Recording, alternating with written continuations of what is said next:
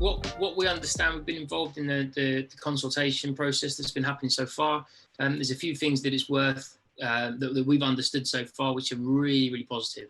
So the club has got obviously form in not necessarily consulting the fans. They've learned their lesson and held their hands up at the time that they need to make sure they get out in front of the fan consultation sooner. So we're delighted with how fair they are aiming to make this. That's kind of the overwhelming sense that we had after the meeting that took place earlier this week. Effectively, they can't guarantee your seat because you've got to be 4 seats away from the next person, and that's just not feasible to do.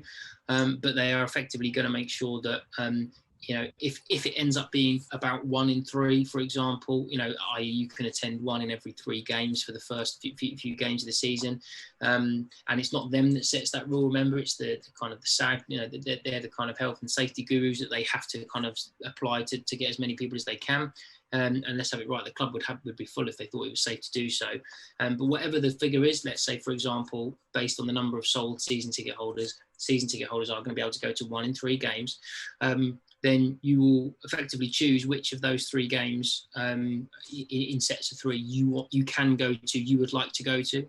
There is going to be the opportunity to group together in a bubble or a pod, whereby, for example, if you've got a carer, if you've got a dependent, if you're driving an 8-year-old, if you've got some kind of requirement whereby you can't go to the game on your own without another person, then of course that needs to be taken into consideration. So effectively you want 4 seats together or 2 seats together, and likewise, if that's because you really like drinking in the pub with Gary just before, and actually you want to go to any game you want to go to, you only want to go to if you can get the seat 4 seats away from Gary or right next to Gary, fine. It's going to be very similar to picking away seats.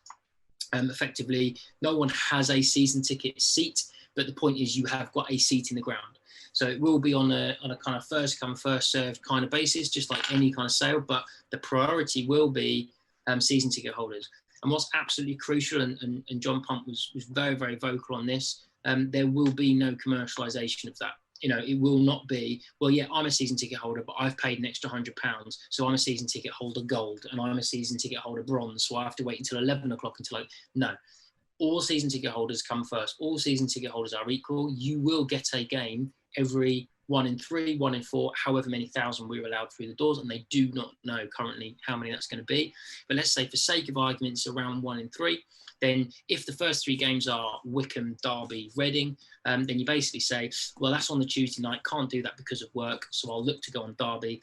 Actually, I can get much closer to my season ticket seat, and there's 3 together, so me, Punt and Ben, we can all sit, 12 seats, 3 of us, 4 apart, we can all sit together for the Reading game. Brilliant. I will pick that one, and that will be the one I'll go. That obviously means those 3 seats are then gone. And you won't obviously be able to get a seat for the other 2 because that's your 1 in 3. And the point being that when all of those seats are sold, you definitely will have had an opportunity to go to at least 1 in those 3.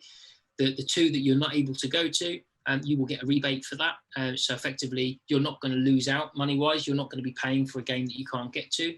The club are actually being really proactive in trying to find potentials for streaming. They're trying to find ways of making it possible for season ticket holders to get access to watch all games home and away, so that when they're missing out, they are actually able to still watch the games.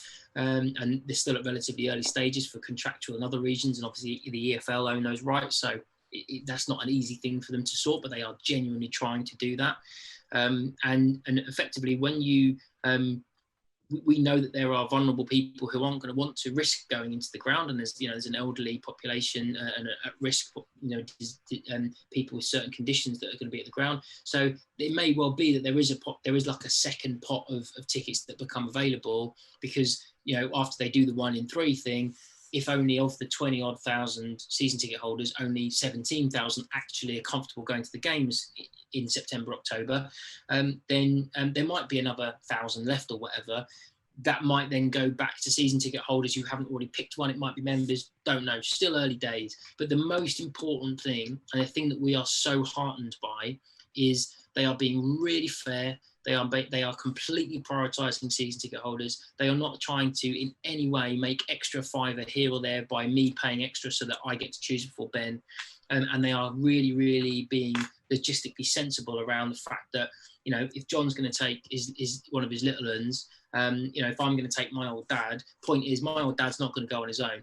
John's little un's not going to go on their own. So you can you can basically say, I'll have your customer number or whatever, and you'll put it together, and you can kind of get tickets together. You're going to have photo ID because they've got to do the track and trace. So you can't get 4 tickets together and then just get 3 randoms to turn up for the season tickets. You do actually need to say that's the person that's coming on that day, and here's their photo ID. And obviously the club need to know up front who's coming, and that's just sensible.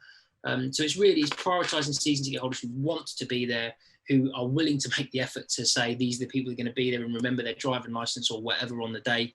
And yeah, we've been really, really heartened by how desperate they are to get season ticket holders back into the ground as safely and as fairly as they possibly can.